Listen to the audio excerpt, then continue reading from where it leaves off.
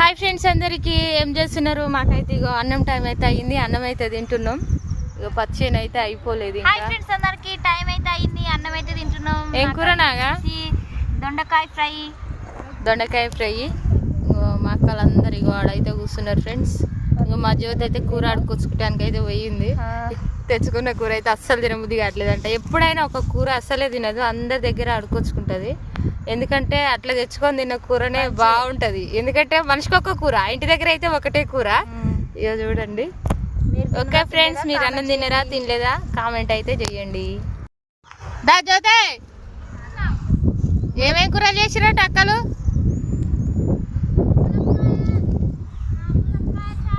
గిన్నె పట్టుకొని పోతే అన్ని రకాల కూర వేసు. గిన్నె పట్టుకొని పోతారా?